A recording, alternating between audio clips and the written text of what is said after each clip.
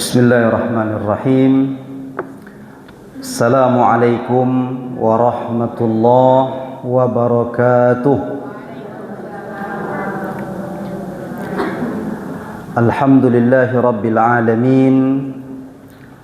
Wal aqibatu lil muttaqin wa la udwana illa 'alal zalimin. Ashhadu an la ilaha illallah wahdahu la syarika lah. Wa ashhadu anna Muhammadan abduhu wa rasuluhu la nabiyya ba'dah. Allahumma fasalli wa sallim wa barik wa an'im ala nabiyyina wa rasulina wa habibina wa qudwatina wa sayyidina wa maulana Muhammad wa ala alihi wa ashabihi wa man tabi'ahum bi ihsanin ila yaumiddin. Allahumma 'allimna ma yanfa'una wanfa'na bima 'allamtana. Rabbana zidna ilma warzuqna fahma. Allahumma iftah 'alaina futuhal 'arifin bihikmatik wansur 'alaina rahmatak wa dzakkirna ma nasina ya dzal jalali wal ikram. Amma ba'd. Ibu-ibu yang dirahmati oleh Allah Subhanahu wa taala, alhamdulillah, bersyukur kita kepada Allah pada sore hari ini Allah masih memberikan kepada kita rahmat dan karunia-Nya sehingga kita masih bisa untuk hadir bersama-sama di Masjid At-Taqwa ini dalam rangka untuk melaksanakan majlis ta'lim atau juga disebut majlis zikir. Mudah-mudahan hadirnya kita pada hari ini merupakan salah satu bentuk syukur kita kepada Allah Subhanahu wa taala atas rahmat dan karunia yang telah Dia berikan. Kemudian salat beserta salam juga tak lupa kita sampaikan untuk Nabi kita, Nabi Muhammad sallallahu alaihi wasallam. Allahumma salli ala Muhammad wa ala ali Muhammad. Assalamu alayka ya Rasulullah. Ibu-ibu yang dimuliakan oleh Allah Subhanahu wa taala, pada sore yang berbahagia ini kita akan, kalau nanti kita ada kesempatan, kita lanjutkan terus menerus, yaitu tafsir Al-Quran. Dan tafsir ini alhamdulillah sudah ada yang ditulis oleh organisasi Muhammadiyah, yaitu tafsir At-Tanwir. Memang sekarang itu baru 2 jilid ya. Jilid 1 dan jilid 2, dan itu pun belum selesai surah Al-Baqarah yang sudah dicetak. Dan sekarang tim terus melanjutkan. Tafsir Al-Quran merupakan salah satu usaha daripada para ulama untuk menjelaskan kepada umat tentang makna-makna yang terkandung dalam Al-Quran. Dan tentu kalau kita ingin mengetahui apa makna daripada Al-Quran, apa makna ayat-ayat Al-Quran, maka Al-Quran sendiri pun di sebagian ayat itu menjelaskannya. Tetapi ketika Al-Quran tidak menjelaskannya, maka Nabi SAW yang menjelaskannya. Dan ketika Nabi mungkin tidak menjelaskannya, maka tentu yang lebih paham lagi adalah para sahabat yang hadir ketika Al-Quran itu diturunkan. Maka di antara sahabat yang didoakan oleh Nabi SAW adalah Abdullah bin Abbas, atau kita kenal juga Ibnu Abbas ringkasnya. Karena doa Nabi itu, Allahumma faqihu fid din wa 'allimhu ta'wil. Ya Allah, faqihkan dia, pahamkan dia dalam agama, dan ajarkan dia ta'wil, artinya tafsir Al-Quran. Maka ada kitabnya itu, tetapi kitab ini masih diperdebatkan apakah benar dari Abdullah bin Abbas atau tidak masih diperdebatkan. Itu judulnya Al-Miqbas fi Tafsiri Ibni Abbas. Cuman kitab ini masih diperselisihkan apakah betul ini merupakan tafsir yang disandarkan kepada Abdullah bin Abbas atau tidak. Kemudian setelah itu, setelah para sahabat, tentu para tabi'in, orang-orang yang memang belajar kepada para sahabat Nabi, yang dia langsung bertemu sahabat Nabi dan mereka bertanya kepada sahabat Nabi itu tentang ayat-ayat Al-Quran. Seperti Imam Ad-Dhahhak umpamanya, yang dia mengatakan bahwa dia sudah mengkhatamkan Al-Quran di hadapan Abdullah bin Abbas. Kemudian ada pula setelah itu tabi'ut tabi'in, artinya ulama-ulama yang belajar kepada orang-orang yang bertemu dengan Nabi, tetapi dia tak bertemu Nabi, cuman dengan orang-orang yang bertemu sahabat Nabi. Maka ini generasi yang disebut dengan generasi salaf, yaitu tabi'ut tabi'in, tabi'in dan sahabat Nabi SAW. Namun penulisan tafsir itu yang paling diakui oleh para ulama, tafsirnya tafsir Al-Imam At-Tabari. Kenapa tafsir yang diakui oleh para ulama sebagai tafsir yang sangat unggul? Karena Imam At-Tabari menafsirkan Al-Quran berdasarkan kepada hadis-hadis dan asar-asar daripada para sahabat. Namun di antara tafsir yang masyhur di telinga kaum muslimin adalah tafsir Ibnu Katsir. Karena tafsir ini disusun oleh Imam Ibnu Katsir berdasarkan kepada penafsiran hadis-hadis Nabi dan juga perkataan-perkataan para tabi'in dan para tabi'ut tabi'in. Namun di masa lalu itu tafsir itu dituliskan oleh orang per orang berdasarkan kepada keilmuan mereka yang mereka dapatkan. Namun setelah masa berlalu, maka para ulama setelahnya, terutama di masa kontemporer ini, mereka mulai kembali. Bukan berarti mereka ingin menandingi karya ulama sebelumnya, tetapi mereka ingin menyusun yang menurut zamannya itu lebih mudah untuk dipahami. Maka di antara tafsir yang banyak dirujuk juga oleh orang pada hari ini, yaitu tafsir karya Syekh Wahbah Az-Zuhaili rahimahullahu ta'ala. Tafsirnya itu agak panjang, namanya tafsir Al-Munir. Kalau kita terjemahkan tafsir yang menerangi. Di situ beliau menjelaskan tentang hukum fikih, tentang akidah, tentang akhlak, dan apa-apa saja faedah daripada ayat yang beliau tafsirkan. Cuman tafsir ini juga agak panjang. Dia ada 21 jilid, ya. Satu jilidnya itu 2 juz, 16, 30, 16, 17 jilid. Satu jilidnya 2 juz. Jadi jumlahnya itu 17, 15 tafsir, yang duanya adalah semacam ensiklopedinya kalau kita ingin mencari beberapa kata dalam tafsir tersebut. Maka oleh Muhammadiyah, maka organisasi juga berusaha karena melihat berbagai macam tafsir yang ada, maka juga mencoba berusaha mengeluarkan satu tafsir yang ini juga menjadi pedoman tentu khususnya bagi warga Muhammadiyah, dan disusun bukan oleh satu orang tetapi disusun oleh beberapa orang. Kalau saya tidak salah, tim yang di Pekanbaru itu ada 2 orang atau 3 orang itu yang termasuk di antara tim penyusun tafsir ini. Dan diberilah judul tafsir itu oleh mereka tafsir At-Tanwir. At-Tanwir ini kalau kita cari asal katanya dalam bahasa Arab, itu berasal dari kata nawwara yunawwiru tanwirun. Kalau nawwara itu artinya adalah menerangi. Berasal lagi dari kata nara. Nara yanuru. Kalau nara itu kan artinya api. Kalau nur artinya cahaya. Maka nawwara memberikan cahaya, menerangi, atau bermakna juga diterjemahkan oleh para penulisnya at-tanwir dengan pencerahan.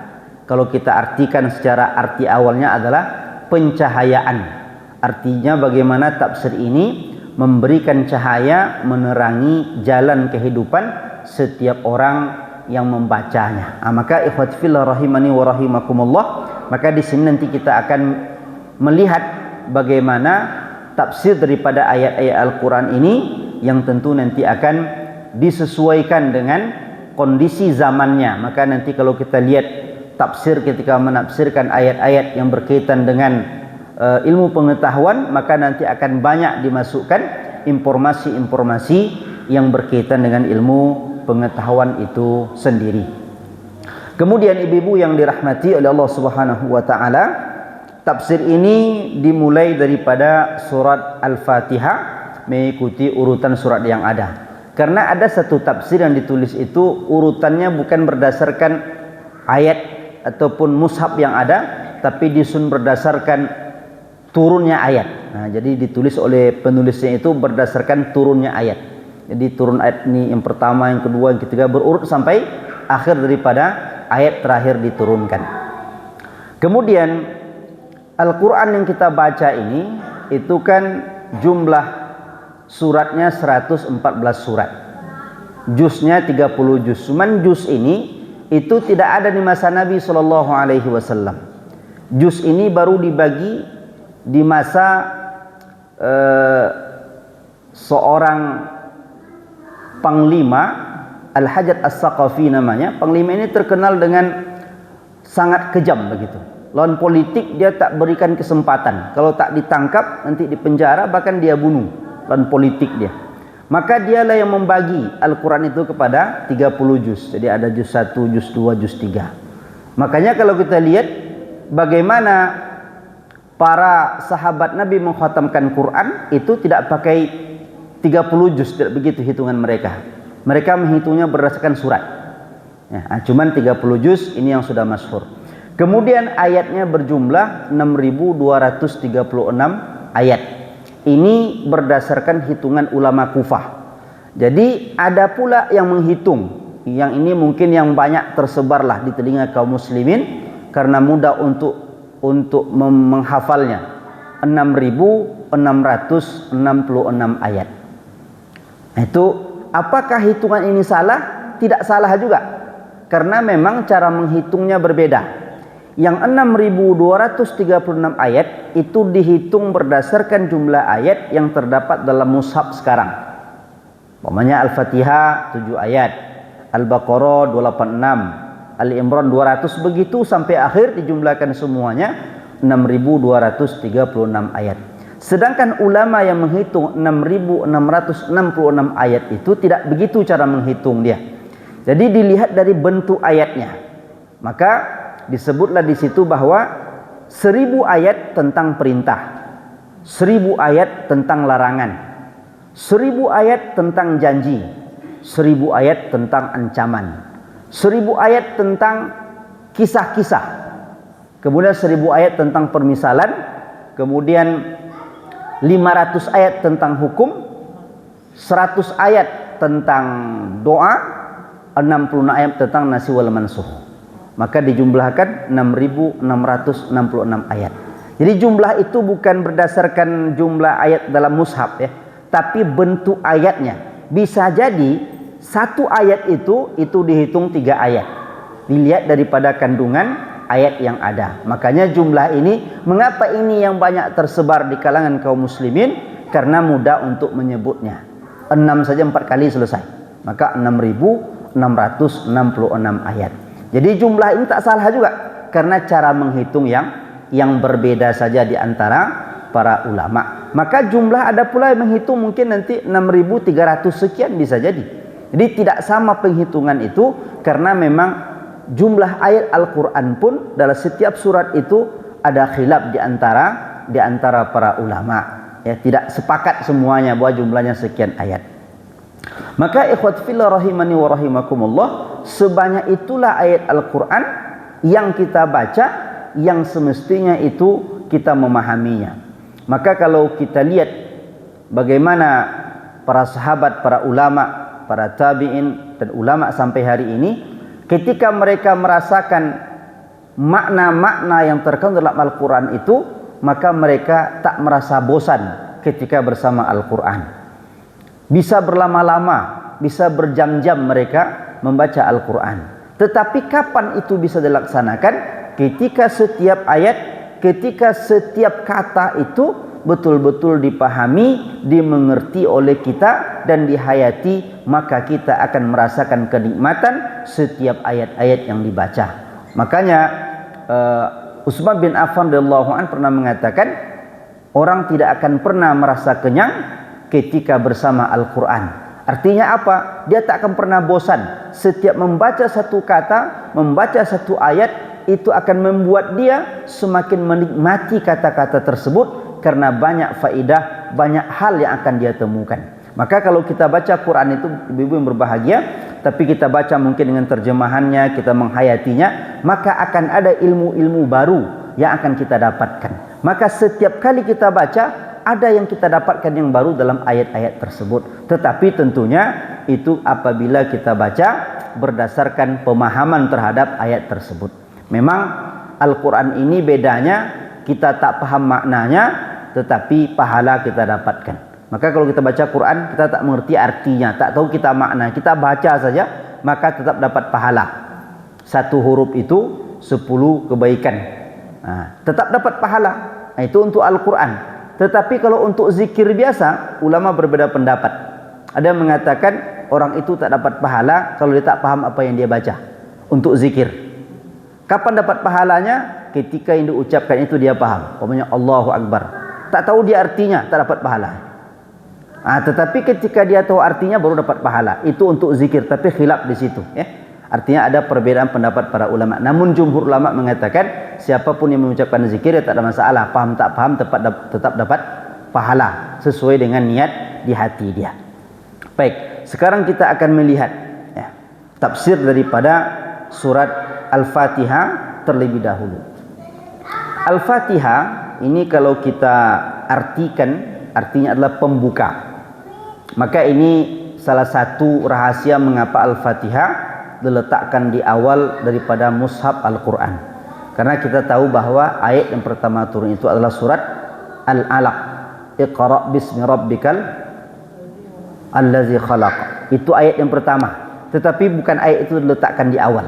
Kenapa? Karena memang yang menentukan posisi ayat itu adalah Rasulullah sallallahu alaihi wasallam berdasarkan wahyu daripada Allah Subhanahu wa taala. Dia tidak sahabat, jadi menentukan ini surat apa, ini ayat keberapa, posisinya di mana, itu langsung Rasulullah SAW menyampaikan kepada para penulis wahyu. Ini letakkan di sini, ayat ini letakkan sudah ayat ini, surat ini sudah surat ini. Tetapi Al-Fatihah diletakkan dia di awal. Maka salah satu namanya Ummul Kitab, induknya daripada Al-Quran. Maka oleh para ulama, semua kandungan Al-Quran itu terhimpun dalam surat Al-Fatihah. Maka semua yang ada dalam Al-Quran itu kalau kita lihat kandungannya itu semua, Al-Fatihah sudah merangkumnya. Maka nanti umpamanya tentang akidah, tentang tauhid sudah ada di ayat yang pertama. Akidah itu terbagi lagi nanti tentang Allah Subhanahu wa taala, ada pada kata Alhamdulillahirabbil alamin. Kemudian tentang Nabi sallallahu alaihi wasallam dalam akidah umpamanya dia berkaitan dengan Rabbil Alamin tadi, karena Nabi itu adalah seorang manusia yang diutus oleh Allah Subhanahu wa taala. Kemudian tentang hari akhirat, Maliki Yaumiddin, sudah juga penjelasannya di situ. Tentang ibadah, Iyyaka na'budu wa iyyaka nasta'in. Tentang sejarah umat terdahulu, Siratal ladzina an'amta 'alaihim, itu adalah umat-umat yang terdahulu. Artinya apa? Surah Al-Fatihah ini menjadi induk daripada semua ayat-ayat yang terdapat dalam Al-Quran itu sendiri. Makanya ketika dia berada di awal, maka ketika orang membacanya, memahaminya, mengerti makna-maknanya, maka untuk selanjutnya itu nanti akan itu semacam penjelasannya lagi. Kemudian surah Al-Fatihah ini yang dikatakan sebagai Ummul Kitab tadi, induknya Al-Quran, ibunya Al-Quran, maka di mana pula lagi tersimpulnya? Yang 7 ayat itu tersimpul pada kata Bismillahirrahmanirrahim. Nah, ini kata para ulama. Jadi 7 ayat itu tersimpul dia pada Bismillahirrahmanirrahim. Bahkan ada ulama lagi yang mengkaji, tapi ini tidak termasuk dalam kajian yang tidak semua yang menyebutkannya. Mereka mengatakan bahwa Bismillahirrahmanirrahim itu, kata Bismillah ini terhimpun pada huruf ba. Dan huruf ba itu terhimpun pada titiknya. Jadi maka dulu ada istilah orang itu bahwa titik yang ada pada huruf ba itu, disitulah kesimpulan semua Al-Quran itu berada. Mengapa kata mereka? Karena ketika Allah memerintahkan Al-Qalam untuk menulis, maka yang pertama itu pasti berasal dari sebuah titik. Kan huruf itu titik-titik yang disambung-sambungkan. Jadi itu hanya sekedar analisa saja, ya, analisa saja. Cuman di situ juga mereka mengatakan bahwa satu itu menunjukkan keesaan, yaitu adalah Allah Subhanahu wa taala. Maka ketika kita mengkaji Al-Qur'an, sesungguhnya kita ingin mengenal Allah Subhanahu wa taala. Makanya kalau orang sering berinteraksi bersama Al-Qur'an, membacanya, memahaminya, maka dia akan semakin kenal dengan Allah Subhanahu wa taala. Semakin kenal dia kepada Allah, maka akan semakin nikmatlah kehidupan ini dia rasakan. Kata Al-Imam Al-Izz bin Salam dalam kitabnya Qawaidul Ahkam, beliau mengatakan bahwa nikmat yang paling utama dicari oleh seorang manusia, artinya kalau kita ingin mencari minta nikmat, maka nikmat yang paling utama kita minta adalah ma'rifatullah, mengenal Allah Subhanahu wa taala. Maka itu adalah nikmat tertinggi yang harus diminta. Maka kalau ada orang meminta umpamanya supaya dia berbahagia di akhirat, masuk surga, itu baru tingkatan yang kedua. Itu tingkatan. Jadi kalau dicari nikmat yang paling tinggi itu apa? Ma'rifatullah, mengenal Allah. Yang kedua baru meminta untuk mendapatkan nikmat surga. Maka kalau orang, ya Allah masukkan saya ke dalam surga, itu yang dia minta, dan juga mungkin kebahagiaan di dunia, berarti dia hanya meminta nikmat pada tingkatan yang kedua. Makanya nikmat tertinggi itu bagaimana? Nikmat yang Allah berikan kepada kita, bisa mengenal Allah Subhanahu wa ta'ala. Dan itu akan bisa kita dapatkan apabila kita betul-betul mempelajari Al-Quranul Karim. Karena di sanalah Allah menjelaskan tentang dirinya kepada kita, tentang kekuasaannya, tentang kemuliaannya, tentang kemahaadilannya. Semuanya diceritakan oleh Allah Subhanahu wa taala dalam ayat-ayat Al-Quran yang apabila kita baca dengan pemahaman yang benar. Ibu-ibu yang dirahmati oleh Allah Subhanahu wa taala, maka kita, ini surah Al-Fatihah. Kemudian sebelum membaca Al-Quran, ada satu yang memang ini dianjurkan kita untuk mengucapkannya, yaitu membaca ta'awuz atau disebut al-isti'azah, yaitu membaca a'udzubillahi minasyaitonirrajim. Maka kata para ulama bahwa Allah memerintahkan kepada setiap orang yang membaca Al-Quranul Karim supaya mereka meminta perlindungan kepada Allah dari syaitan yang terkutuk. Allah mengatakan, fa idza qara'tal Qur'ana fasta'iz billahi minasyaitonirrajim. Kalau kita artikan, apabila engkau membaca Al-Quran, maka minta perlindunganlah kepada Allah dari syaitan yang terkutuk. Maka kalau orang membaca ayat ini, fa idza qara'ta itu kan kalau ada yang belajar dulu di pondok, dia itu artinya engkau telah membaca. Oh, berarti ini maknanya setelah baca. Makanya orang Arab ketika menyebutkan kata-kata itu untuk masa lalu, dan sebenarnya maksudnya untuk masa yang akan datang, itu menunjukkan adalah perintah dilaksanakan di awal. Makanya apabila engkau akan membaca Al-Quran. Jadi kalau kita baca letter like-nya tadi, oh ini berarti ayat ini baca a'udzubillahnya setelah baca Quran. Itu salah di dalam memahami, karena tidak selamanya orang Arab itu menyebutkan masa lalu maksudnya untuk masa lalu. Sama dengan ketika kita baca ayat umpamanya, ya ayyuhalladzina amanu idza qumtum ilas salati faghsilu wujuhakum.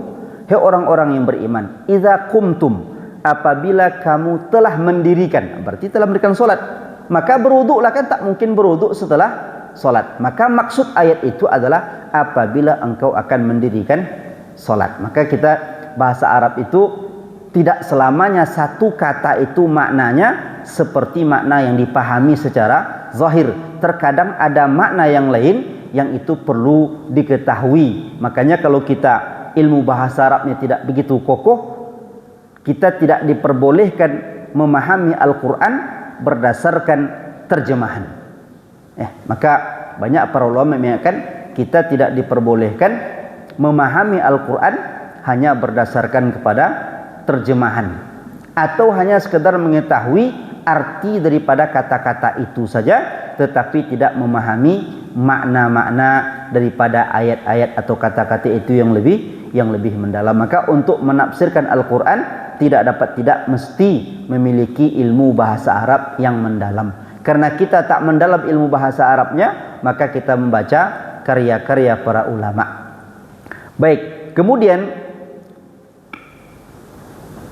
apa hukum membaca ta'awuz ini? Maka para ulama berbeda pendapat ya. Maka ada yang mengatakan bahwa hukumnya itu wajib. Dia mengatakan wajib dalam solat ataupun di luar solat. Di antara mereka adalah Imam Atha. Imam Atha ini Atha bin Rabah merupakan seorang ulama dari kalangan tabi'in. Dan pendapat ini dipilih oleh Ibnu Hazm. Ibnu Hazm ini kan ulama zahiri. Dalil mereka apa? Ayat tadi, fa iza qara'tal qur'ana fasta'iz billah. Itu kan perintah. Kalau perintah itu bermakna wajib. Ini alasan kelompok yang pertama yang mereka mengatakan bahwa hukumnya adalah wajib. Sedangkan jumhur ulama ya, berarti mayoritas ulama dari kalangan sahabat, tabi'in mengatakan bahwa isti'azah itu hukumnya mustahab, dianjurkan. Artinya kalau tertinggal ya tak ada masalah, tak berdosa. Tapi kalau tidak dikerjakan ya tidak dapat pahala saja, tapi tidak mendapat dosa. Setiap kali membaca Al-Quran, baik itu dalam solat maupun di luar solat. Ini apa namanya? Pendapat para ulama tentang masalah membaca ta'awuz. Cuman nanti ada lagi khilaf di antara mereka, apakah ta'awuz ini dibaca ketika kita setiap kali membaca Al-Quran, atau kita baca hanya ketika kita membaca di awal-awal surat saja. Maka sebagian para ulama mengatakan bahwa kita membaca ta'awuz itu setiap kali baca Quran, baik itu kita baca di awal surat ataupun di pertengahan surat. Nah, jadi tetap dibaca. Artinya baca ta'awuz ya. A'udzubillahi minasyaitonirrajim. Karena nanti ada sebagian orang mungkin dia hanya baca ta'awuz, dia tidak baca basmalah ketika baca Quran, yaitu ketika dia membaca pertengahan surat, bukan di awal surat. Nah, itu. Maka ada orang baca a'udzubillahi minasyaitonirrajim, lan tanalul birra hatta tunfiqu mimma tuhibbun. Dia baca begitu. Dia tidak baca basmalah lagi. Kenapa? Karena dia membaca di pertengahan surat. Maka dia baca a'udzubillahi minasyaitonirrajim. Maka itu diantara hukum membaca ta'awuz. Ya. Kemudian kalau dalam solat, memang termasuk sunat sebelum membaca Al-Fatihah. Maka dalam solat kita dianjurkan, disunatkan untuk membaca a'udzubillah sebelum Al-Fatihah. Tetapi apakah dibaca setiap rakaat atau cukup di awal saja?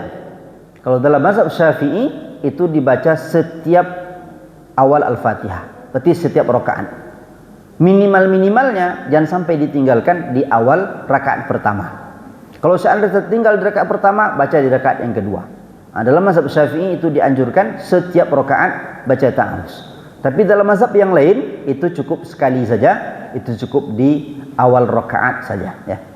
Nah, cuman lafaznya nanti pelafasannya beda-beda. Ada yang membaca a'udzubillahi minasyaitonirrajim, ada yang membaca a'udzubillahis samiil alimi minasyaitonirrajim. Itu hanya perbedaan dalam pengucapan saja. Baik, ibu-ibu yang dirahmati oleh Allah Subhanahu wa taala. Sekarang kita melihat kepada surat Al-Fatihah ini yang dimulai dari ayat yang pertama. Jadi ayat yang pertamanya dalam mushaf yang ada itu adalah Bismillahirrahmanirrahim. Lalu bagaimana yang menghitung bismillah ini tak termasuk daripada ayat Al-Quran?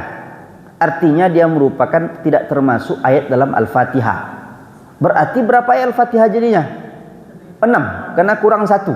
Maka oleh ulama yang mengatakan bahwa bismillah tidak termasuk ayat dalam Al-Fatihah, maka sebenarnya 7 juga. Ayat yang ke-7 yang kita sebut ke-7 itu dibagi 2. Siratal ladzina an'amta alaihim 1 ayat, ghairil maghdubi alaihim waladdallin 1 ayat. Maka jumlahnya tetap 7 ayat. Di semua sepakat Al-Fatihah itu jumlahnya 7 ayat. Cuman mana saja ayat 7 itu, maka bagi mereka yang memasukkan basmalah sebagai ayat yang pertama, maka itu ayat yang pertama dia. Berarti nanti ayat ketujuhnya panjang. Tetapi bagi mereka mengatakan bahwa bismillah itu tidak termasuk ayat daripada Al-Fatihah, maka ayat pertamanya Alhamdulillahirabbil alamin, namun ayat 6 dan 7 dibagi yang tadi. Disitulah letak perbedaannya nanti kalau ada umpamanya orang mengatakan bahwa bismillah tak termasuk di dalam surat Al-Fatihah.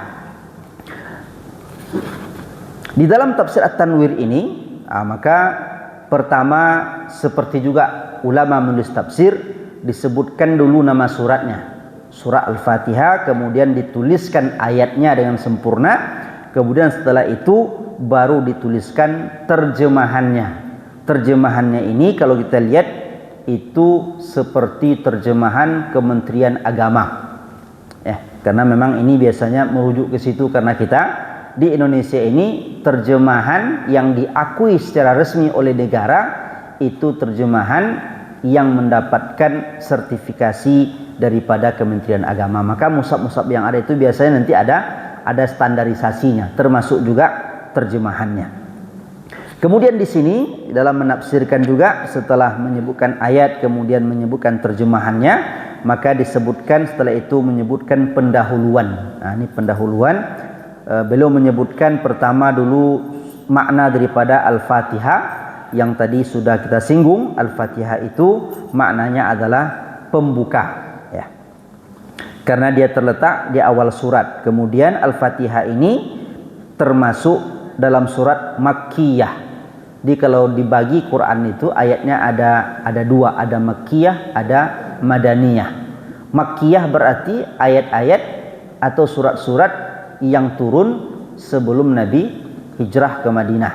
Sedangkan Madaniyah ayat-ayat atau surat-surat yang turun setelah Nabi hijrah ke Madinah. Jadi patokannya itu hijrah dan sebelum hijrah. Jadi meskipun turunnya ayat itu umpamanya di Mekah, tetapi terjadinya setelah Nabi hijrah tetap masuk dalam kategori Madaniyah. Maka Al-Fatihah ini termasuk Makkiyah.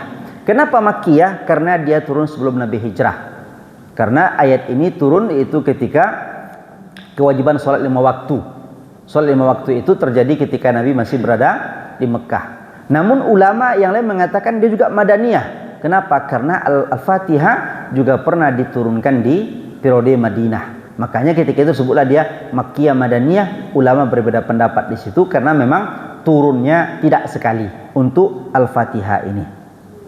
Kemudian surah Al-Fatihah ini memiliki keutamaan-keutamaan yang sangat banyak dalam banyak hadis Nabi SAW, dan itu di sini disampaikan satu hadis saja oleh penulis di sini keutamaan daripada surah Al-Fatihah.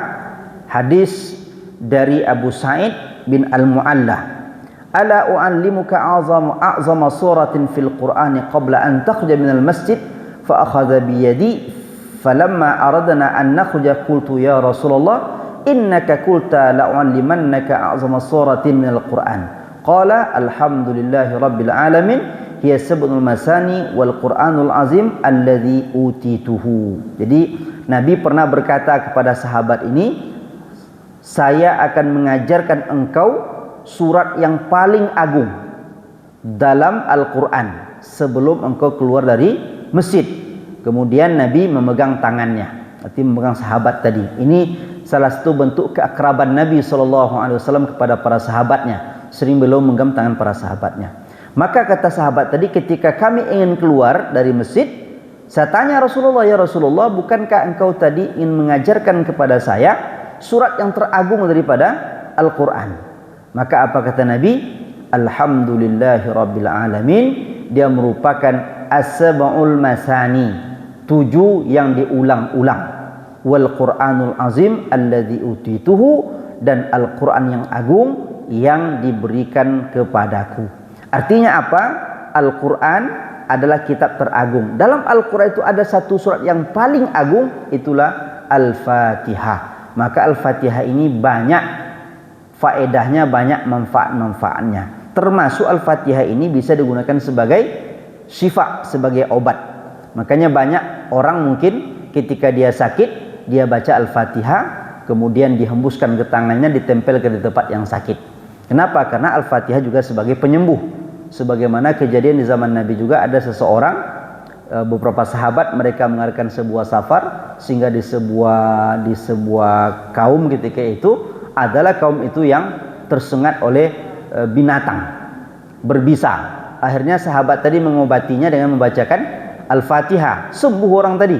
Karena dia sembuh, diberilah mereka makanan dan dimakan oleh sebahagian, dan sebagian tidak memakannya. Sampailah berita itu kepada Nabi SAW, dan Nabi mengatakan, mengapa engkau tidak sisakan untuk saya? Berarti Nabi tidak mengingkari menggunakan Al-Fatihah sebagai obat ataupun ruqyah. Maka kalau kita sakit umpamanya, atau anak kita sakit, siapa yang sakit, ya kita baca Al-Fatihah, kita niatkan untuk obatnya. Karena Al-Quran juga sebagai obat. Kemudian Al-Fatihah merupakan surat satu-satunya yang wajib dibaca dalam solat. Nah, makanya tidak sah solat orang yang tidak membaca Al-Fatihah. Kata Nabi, la salata liman lam yaqra' bi fatihatil kitab. Tidak sah solat orang yang tidak membaca Al-Fatihah dalam solatnya. Maka ini diantara keistimewaan daripada Al-Fatihah. Kalau kita baca nanti banyak keistimewaan yang lain daripada surat Al-Fatihah ini. Di antara tafsir yang banyak membahasnya tafsir Imam Asy-Syaukani, Fathul Qadir. Kalau tak salah sudah diterjemahkan juga ke bahasa kita. Beliau banyak mengutip hadis-hadis Nabi yang berkaitan dengan keutamaan dan keagungan daripada surat Al-Fatihah ini. Kemudian setelah itu disebutkan nama-namanya. Kalau nama Al-Fatihah sangat banyak. Bahkan ada ulama menghitung sampai ratusan jumlah nama daripada surat Al-Fatihah ini. Namun dalam tafsir At-Tanwir disebutkan itu hanya 4 saja. Yang pertama Al-Fatihah, yang kedua Ummul Kitab atau Ummul Quran, yang ketiga As-Sab'ul Masani, yang keempat Al-Asas. Nah, ini 4 nama Al-Fatihah. Di pertama Al-Fatihah, yang kedua Ummul Kitab atau Ummul Quran, kemudian As-Sab'ul Masani, itu 7 yang diulang-ulang, kemudian yang keempat adalah Al-Asas atau dasar. Banyak yang lain lagi, cuman di sini disebutkan 4 saja untuk mewakili yang banyak tadi. Kemudian setelah menyebutkan nama-nama surah Al-Fatihah, disebutkanlah di sini jumlah ayat dan hukum membaca basmalah. Nah, para ulama sepakat Al-Fatihah terdiri dari 7 ayat. Ini yang kita sampaikan tadi. Semua sepakat jumlahnya 7 ayat. Cuman nanti kapan mereka berbeda, ketika mana saja yang 7 ayat itu. Nah, situ nanti perbedaannya. Cuman sepakat semua 7 ayat. Kenapa? Karena Allah mengatakan As-Sab'ul Masani, itu masalahnya. Karena Allah telah katakan 7 ayat yang berulang-ulang. Cuman masalahnya sekarang yang 7 itu yang mana? Disitulah nanti ulama berbeda pendapat. Maka bagi para ulama yang masukkan Bismillah sebagai ayat daripada Al-Fatihah, maka ayat pertamanya Bismillah. Tetapi bagi mereka yang tidak masukkan Bismillah sebagai ayat yang pertama, maka ayat pertamanya Alhamdulillah Rabbil Alamin. Dan ayat yang terakhir dibagi 2. Siratal ladzina an'amta alaihim, 1 ayat, ghairil maghdubi alaihim waladdallin, 1 ayat, maka tetap jumlahnya itu 7 ayat. Kemudian membaca basmalah. Ini para ulama berbeda pendapat dalam hal ini. Nah, bagi mereka yang mengatakan bahwa Bismillah ini termasuk ayat daripada surah Al-Fatihah, maka wajib membaca Bismillah. Kalau tak dibaca, tak sempurna Bismillahnya, maka batallah solatnya. Ini diantara mazhabnya mazhab Syafi'i dan mazhab Hambali. Sedangkan ulama yang mengatakan Bismillah tak termasuk ayat Al-Quran, maka mereka tak perlu dibaca, seperti mazhab Maliki. Maka mazhab Maliki tak baca sama sekali, ya, tidak dibaca sama sekali. Maka ini yang pertama perbedaannya, apakah dibaca atau tidak dibaca. Tergantung apakah mereka memasukkan Bismillah Al-Fatihah atau tidak. Namun kalau kita lihat ya, dalam mushaf-mushaf yang ada yang dicetak sampai hari ini, maka memang Bismillah itu termasuk ayat 1. Ayat 1. Nah, berarti kan itu yang kita lihat. Kemudian masalah dalam solat. apakah dibaca jahar atau dibaca sir? Nah, apakah dibaca secara nyaring atau dibaca secara apa namanya? Tidak sir artinya tidak besar begitu. Tidak terdengarlah, cukup kita mendengarkan saja. Makanya di sini juga ulama berbeda pendapat. Di antaranya mazhab Hanabila mengatakan dibaca sir, artinya cukup dibaca ringan saja. Tetapi bukan ditinggalkan ya, tetap wajib dibaca, cuman bacaannya saja yang tidak dinyaringkan. Sedangkan mazhab Syafi'i itu dinyaringkan. Nah, apakah dibaca dalam sholat ataupun di luar sholat tetap dibaca secara nyaring. Kalau kita lihat himpunan Tarjih Muhammadiyah yang jilid 3 yang warna biru itu, maka di situ disebutkan boleh dibaca sir, boleh dibaca jahar. Artinya nanti kalau terdengar oleh kita ada imam baca jahar, bukan berarti tak Muhammadiyah dia. Mungkin barangkali dia ikut himpunan Tarjih yang telah dituliskan yang terbaru. Memang di Tarjih sebelumnya itu saya tak pula membaca mungkin secara lengkap di situ apakah disirkan atau tidak. Cuman yang diamalkan selama ini oleh kita disirkan. Kenapa disirkan? Karena berdasarkan beberapa hadis Nabi Shallallahu Alaihi Wasallam. Dan memang hadis itu berbeda-beda para ulama masalahnya. Maka ada seorang ulama namanya Ibnu Abdul Bar itu menulis kitab yang agak tebal juga. Itu hanya membahas tentang hukum Bismillah itu. Dia tampilkan semua dalil-dalil baik itu yang mengatakan termasuk ayat atau tidak, jahar atau sir, disebutkan semua dalilnya, dan dalil itu semuanya saling menguatkan antara satu dengan yang lain, tergantung lagi siapa yang menguatkan di antara dalil-dalil yang ada ya. Makanya kalau di Muhammadiyah saya lihat yang telah diamalkan selama ini itu disirkan, tak masalah, karena memang kita mengambil tarjih yang disirkan berdasarkan kepada dalil-dalil yang ada. Namun kalau ada nanti yang menjaharkan, bukan berarti tak Muhammadiyah juga. Ya, kenapa? Karena dalam himpunan tarjih pun tidak diwajibkan. Kenapa? Tapi semua sepakat ya bahwa Bismillah termasuk ayat daripada Al-Fatihah. Cuman ketika tidak sholat ya dijaharkan, ya tidak disirkan lagi. Kok dibedakan? Karena dalilnya begitu, itu masalahnya. Artinya ketika kita baca Quran biasa, apakah disirkan juga? Ya tidak, nyaring juga. Ketika kita baca Quran. Ketika sholat kenapa disirkan? Karena ada dalil yang menyebutkan seperti itu. Banyak sahabat mengatakan kami sholat bersama Nabi, yang kami dengarkan Alhamdulillahi Rabbil Alamin. Berarti mereka tak mendengar Nabi membaca Bismillah. Itulah yang menjadi dalil oleh para ulama. Termasuk juga dalilnya itu adalah ketika Nabi mengatakan bahwa Al-Fatihah itu dibagi dua antara Allah dengan hambanya. Maka dimulai dengan Alhamdulillahi Rabbil Alamin. Itu diantara hukum membaca Al-Fatihah ya, membaca basmalah. Jadi apakah dia termasuk ayat atau tidak, kemudian dijaharkan ataupun disirkan. Namun di sini para ulama berbeda-beda dalam hal ini. Namun di sini dikatakan bahwa dari berbagai pendapat tersebut di atas, pendapat yang lebih kuat adalah pendapat yang mengatakan bahwa basmalah merupakan salah satu ayat dalam surah Al-Fatihah. Berarti tafsir At-Tanwir itu menguatkan bahwa Bismillah termasuk ayat Al-Fatihah, sebagaimana telah disebutkan di atas. Pada saat Al-Fatihah dibaca secara nyaring dalam sholat, basmalah itu boleh dibaca secara nyaring dan boleh pula dibaca secara tidak nyaring. Nah, jadi di sini dalam tafsir dijelaskan boleh dibaca nyaring, boleh dibaca tidak nyaring. Dengan demikian, ketika membaca Al-Fatihah dalam sholat, kita harus mengawalinya dengan membaca Bismillahirrahmanirrahim. Ini yang penting kita ingat ini. Jangan sampai tertinggal. Kalau tertinggal, maka Al-Fatihahnya tidak sah. Al-Fatihah tidak sah, otomatis sholat batal. Itu yang perlu kita ingat di sini.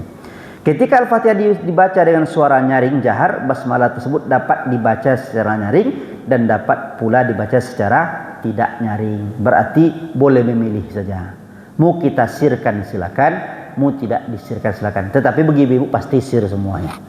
Nah, kan tak ada ibu-ibu jadi imam sholat kecuali bersama perempuan juga. Itu pun dengan suara yang juga tidak terlalu kuat. Ya. Nah, ini mungkin untuk masalah Bismillah. Artinya nanti kalau kita berada umpamanya di sebuah tempat, kemudian di situ umpamanya kita lihat Masjid At-Taqwa umpamanya, imamnya malah membaca nyaring basmalahnya, bukan berarti dia sudah keluar dari Muhammadiyah. Itu yang penting itu. Karena kadang-kadang saking kuatnya asal tak dengar jahar basmalah langsung dicap ini tak Muhammadiyah. Bukan begitu pula maknanya. Itu yang perlu kita perhatikan. Kemudian selanjutnya dijelaskan di sini kandungan pokok daripada surah Al-Fatihah ini. Maka beliau mengatakan di sini kandungan surah Al-Fatihah dapat dibagi kepada dua tema besar. Jadi di sini tafsir At-Tarun mengatakan bahwa surah Al-Fatihah itu ada dua tema besarnya. Yang pertama adalah pandangan hidup dan yang kedua jalan hidup. Jadi di sana disampaikan pandangan hidup, di sana juga disebutkan jalan hidup. Nanti akan dijelaskan oleh mufassir. Kedua tema itu yang merupakan kandungan pokok surah Al-Fatihah insyaallah akan diuraikan pada tulisan selanjutnya. Sebelum uraian tentang dua tema itu perlu disampaikan garis besar kedua tema tersebut. Jadi setelah menyebutkan nanti bahwa Al-Quran Al-Fatihah itu di sana ada pandangan hidup dan di sana juga ada jalan hidup. Maka beliau akan mufassir menjelaskan terlebih dahulu kepada kita apa sebagai garis besarnya saja. Maka dia katakan pandangan hidup yang terkandung dalam surah Al-Fatihah antara lain dapat ditarik dari ayat yang pertama surah Al-Fatihah bahwa Al-Quran merupakan kitab rahmat. Kenapa? Karena dimulai dengan Bismillahirrahmanirrahim. Allah di situ menyebutkan dengan Ar-Rahman Ar-Rahim. Berarti maknanya apa? Bahwa Al-Quran ini merupakan kitab yang isinya itu adalah kasih sayang. Makanya kalaupun ada umpamanya hukum-hukum dalam Al-Quran sepertinya keras, seperti umpamanya hukum qisas, orang yang membunuh juga wajib dibunuh, orang melukai juga wajib untuk dilukai. Tetapi itu semua intinya adalah untuk menyebarkan kasih sayang kepada yang lain. Makanya Islam itu mencegah perbuatan-perbuatan yang akan menzolimi orang lain tidak diperbolehkan. Itu tujuannya supaya semua orang berkasih sayang. Makanya diawalilah Al-Fatihah dengan Bismillahirrahmanirrahim. Kemudian selain Al-Quran sebagai kitab rahmat, surah Al-Fatihah juga memberikan petunjuk tentang asal usul kehidupan manusia. Jadi setelah Allah mengatakan bahwa Al-Quran ini isinya adalah rahmat kasih sayang Allah Subhanahu wa ta'ala, maka kalau kita baca Quran itu kita pahami, kita hayati, yang nampak bagaimana Allah sayangnya kepada semua manusia ini. Maka segala perkara-perkara yang akan merusak kehidupan itu dilarang, tidak diperbolehkan. Karena memang ternyata rusaknya kehidupan sosial di masyarakat itu diakibatkan karena perbuatan-perbuatan maksiat dilaksanakan, apalagi secara merajalela. Contoh umpamanya ketika sebuah negara ditimpa oleh krisis, apalah namanya, itu akibat apa? Pertama karena orang-orang yang berbuat maksiat tak dilarang lagi. Orang berjudi bebas. Berjudi itu perlu dana. Kemudian orang berzina bebas dan bahkan diberikan tempat umpamanya. Untuk berzina itu mereka memerlukan biaya untuk itu. Sehingga mereka akan mencari biaya itu dan cara apapun. Narkoba umpamanya. Orang akan mencari uang bagaimanapun caranya asal dapat. Dicari kemana-mana, ujung-ujungnya apa? Mencuri hak orang lain, mengambil hak orang lain karena dia tak punya lagi. Akhirnya apa yang terjadi? Susah kehidupan orang dibuatnya. Dan apabila itu merajalela dari kalangan bawah sampai ke kalangan atas, maka ujung-ujungnya akan menimbulkan krisis dalam kehidupan sosial.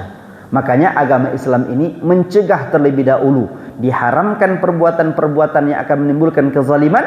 Tujuannya apa? Untuk menebarkan kasih sayang. Kemudian selain itu Al-Quran Al-Fatihah juga mengatakan asal usul alam semesta ini pada ayat Alhamdulillahi Rabbil Alamin. Allah katakan bahwa Allah yang kita puji itu adalah Rabbul Alamin, Rabbnya semesta alam ini. Berarti apa?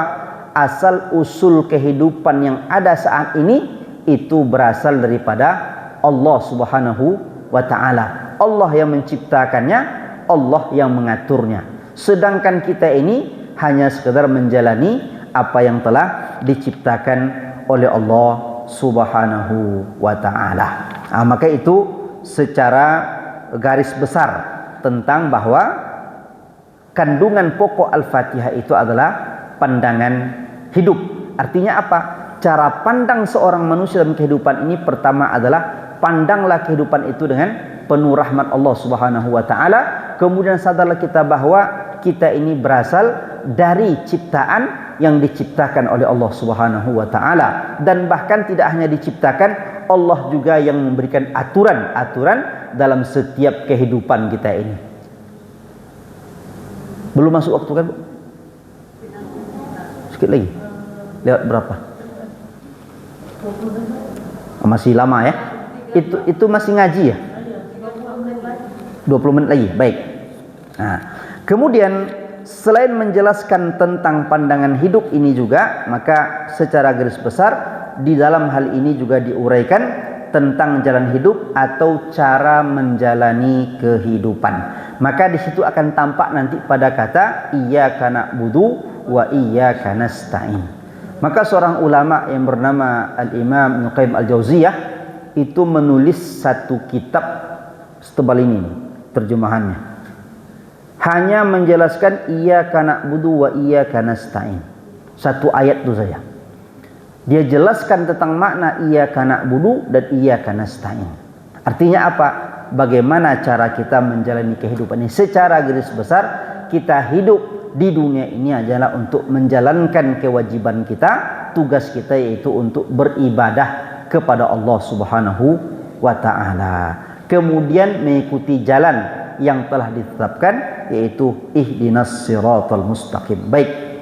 Kemudian barulah dijelaskan di sini oleh mufassir ini apa pandangan hidup yang terkandung dalam surah Al-Fatihah secara rinci. Nanti ibu-ibu bisa membacanya mungkin. Dan ini sudah bisa untuk membelinya kan tidak payah, cuman uangnya yang payah sedikit. Cuman tak mahal nih. Berapa rasanya? Tak begitu mahal. Bisa di kopi bisa juga. Cuman kan beli yang asli kan lebih ini. Karena untuk ini kan untuk perserikatan juga. Baik. Yang pertama dijelaskan pandangan hidup, yaitu Al-Qur'an sebagai rahmat, sebagaimana kita jelaskan tadi, itu terkandung dalam bacaan ataupun yang pertama Bismillahirrahmanirrahim. Ar-Rahman, Ar-Rahim merupakan dua kata yang berasal dari kata rahimah, yang artinya menyayangi ataupun merahmati. Cuman apa beda antara Ar-Rahman dan Ar-Rahim? Maka para ulama mengatakan Ar-Rahman yang kalau terjemahan kitanya itu yang maha pengasih. Artinya apa? Allah bersifat Ar-Rahman. Kasih sayang Allah itu meliputi sekalian alam, tanpa membeda-bedakan apakah dia seorang yang taat kepada Allah ataupun yang ingkar kepada Allah. Maka kalau orang-orang yang ingkar kepada Allah, dapat juga dia rezeki, hidupnya sehat juga, jalan hidupnya lurus juga. Itulah rahmannya Allah. Artinya apa? Allah tak membeda-bedakan kasihnya kepada siapapun, baik dia beriman ataupun tidak beriman, baik dia orang yang taat ataupun tidak taat. Tetapi rahimnya Allah itu hanya Allah berikan kepada orang-orang yang disayanginya. Makanya rahim diterjemahkan yang maha penyayang. Artinya apa? Kalau rahman itu meliputi semuanya, sedangkan rahim itu khusus untuk orang-orang yang taat kepada Allah Subhanahu wa taala. Maka rahimnya Allah di hari akhirat itu hanya untuk orang-orang yang beriman. Kalau rahman Allah di dunia semua diberikan, maka dikatakan rahmanud dunya wa rahimul akhirah. Rahmannya Allah di dunia, sedangkan rahimnya di hari akhirat. Maka kalau kita tentu sebagai hamba Allah, kita ingin dapat rahmannya Allah di dunia dan dapat rahimnya Allah di akhirat. Jangan sampai rahmannya dapat, rahimnya malah tak dapat. Kemudian kedua sifat Allah ini menunjukkan tentang bagaimana kemaha ihsanan Allah, kemaha kebajikan Allah Subhanahu wa taala kepada setiap hamba-hambanya. Maka meskipun mungkin kita katakan tadi mungkin ada di antara ayat-ayat Al-Quran yang nampaknya kejam, yang nampaknya itu zalim secara pandangan kita, tetapi ingat hukum Allah itu sesungguhnya adalah untuk menebarkan kasih sayang kepada yang lain. Makanya mengapa orang yang membunuh dalam Islam dibunuh juga? Kenapa? Karena kalau satu orang dibunuh, kemudian dibunuh juga, maka para pembunuh akan berpikir panjang membunuh yang lain. Tetapi kalau tidak dihukum, masuk penjara umpamanya, atau dihukum seumur hidup, itu kan masih ada kesempatan untuk hidup. Maka orang berpikir, saya bunuh dia sekarang, belum tentu saya akan dibunuh lagi. Maka pembunuhan akan merajalela. Sekarang kan enak aja orang membunuh sekarang. Orang tua membunuh anak, anak membunuh orang tua, ya. Tetangga membunuh tetangga.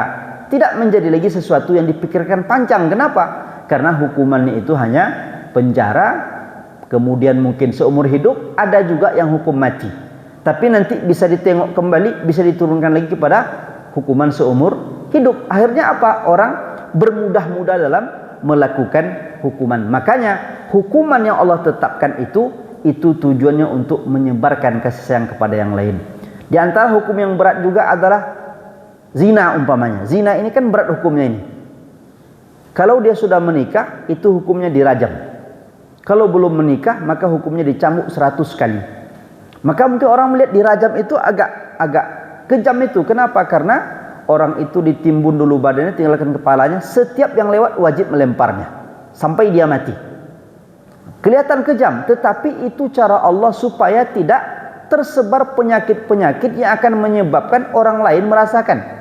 Sekarang banyak diceritakan oleh beberapa kawan, baik itu yang bekerja di komisi AID itu, istrinya luar biasa, taat, pakaiannya terjaga, tetapi pas diperiksa kena penyakit HIV.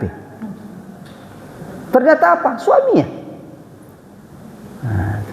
Anaknya tak tahu apa-apa, ternyata orang tuanya. Kenapa? Karena perbuatan itu tak ada hukuman lagi. Paling kan kalau sekarang ini orang pamannya berselingkuh diadukan ke pihak hukum, kalau seandainya ada keterpaksaan baru dihukum. Tapi kalau seandainya itu suka sama suka tak ada hukuman sama sekali.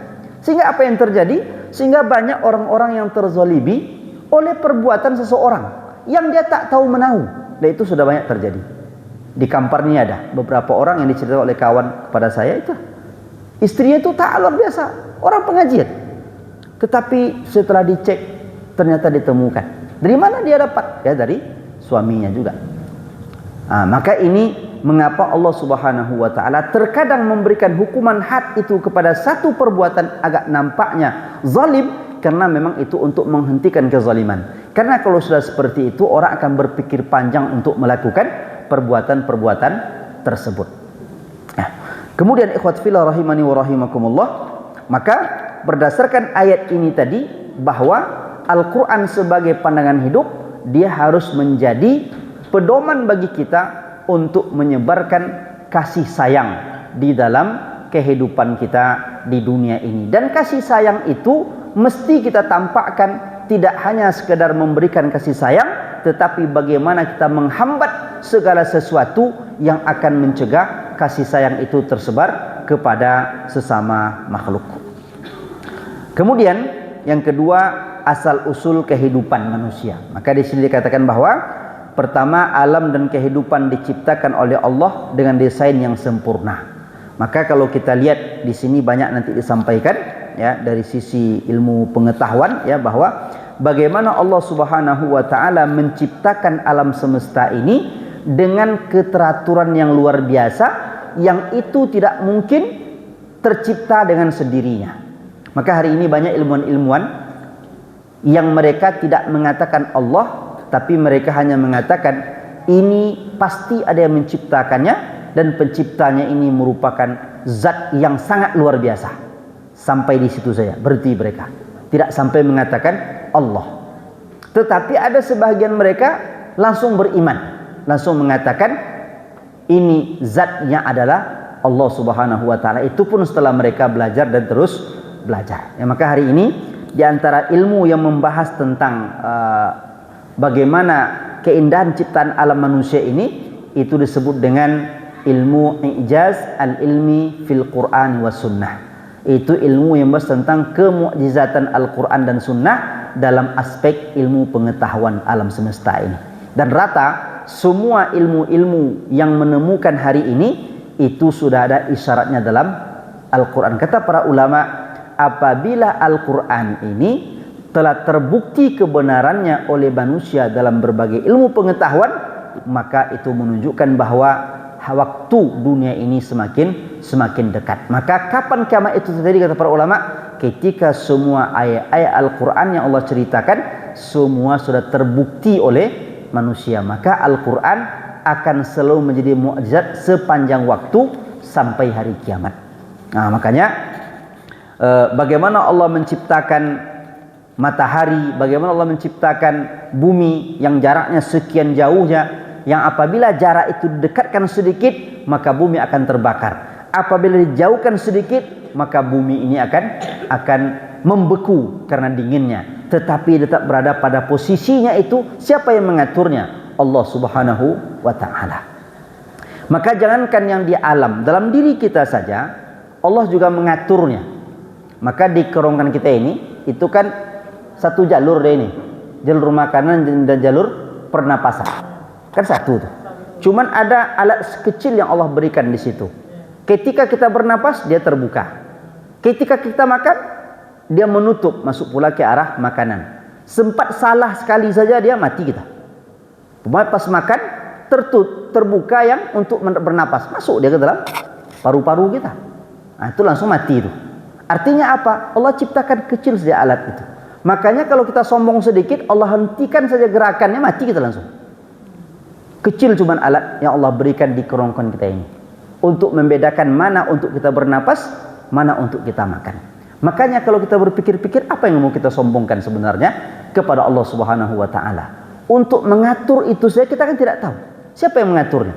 Apakah dia ada begitu saja atau kita yang mengaturnya? Juga tidak pernah, karena kita tidak pernah menciptakan diri kita, dan bahkan kita tidak pernah mengontrol itu semua. Siapa yang mengontrolnya? Allah Subhanahu wa ta'ala. Maka apabila orang menyadari ini, bahwa Rabbil Alamin yang dia baca, Rabb sekalian alam ini, maka dia tak mampu untuk sombong kepada Allah, hanya tunduk dan taat kepada Allah Subhanahu wa ta'ala.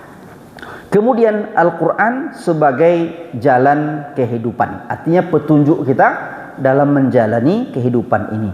Yang pertama disebutkan bahwa kehidupan berjalan dengan sunnatullah. Artinya semua apa yang Allah ciptakan yang merupakan sebab akibat yang ada itu merupakan sunnatullah, ketentuan yang telah ditetapkan oleh Allah Subhanahu wa ta'ala. Maka dia berjalan secara harmonis, secara selaras dan teratur, dan itu semua merupakan sunnatullah, aturan Allah Subhanahu wa ta'ala. Adapun manusia, pada hakikatnya manusia ini juga menjalankan apa yang sudah ditetapkan oleh Allah Subhanahu wa ta'ala. Hanya saja untuk manusia Allah berikan mereka ikhtiar, pilihan. Maka diberikan mereka semacam kekuasaan untuk memilih. Namun pilihan itu Allah telah tunjukkan juga, ini jalan yang baik, ini jalan yang buruk. Makanya kalau kita ingin mencari jalan yang baik, ini jalannya, pilihlah. Oh, kita cari jalan buruk, ini jalannya, silakan dipilih juga. Tetapi semuanya itu merupakan apa yang sudah ditetapkan oleh Allah Subhanahu wa ta'ala. Kemudian kehidupan manusia ini ataupun alam semesta ini dirancang dengan keharmonisan dan keteraturan, tetapi kehidupan juga berjalan secara dinamis. Nah, di sini nanti juga akan dijelaskan. Itulah bahwa meskipun Allah mengaturnya, tetapi untuk manusia diberikan oleh Allah pilihan. Nah, dan pilihan itu Allah telah tunjukkan juga. Ini jalan yang lurus, ini jalan yang tak lurus. Ini ciri-ciri jalan yang lurus, ini ciri-ciri jalan yang tak lurus. Tinggal kita memilih jalan mana yang harus kita pilih.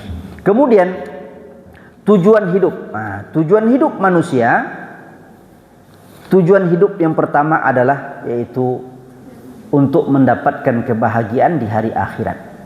Makanya ikhwat fillah rahimani wa rahimakumullah, hidup kita ini bukan untuk dunia. hidup kita untuk akhirat. Maka ayatnya Maliki Yaumiddin, yang menguasai hari pembalasan. Makanya bagi seorang yang beriman, dunia ini bagi dia hanyalah sekedar persinggahan saja. Yang namanya orang singgah, tentu dia tidak akan merasa bahwa ini merupakan tempat dia selama-lamanya.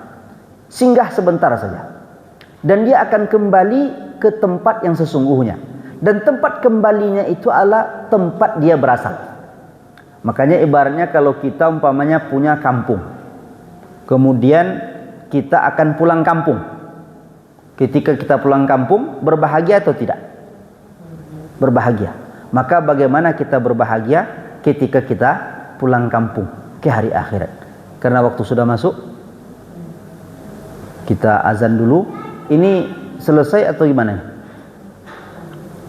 Biasanya sholat dulu. Sholat dulu ya. Oh ya, baik. Sholat dulu. Setelah sholat diulang lagi. Nah, baik.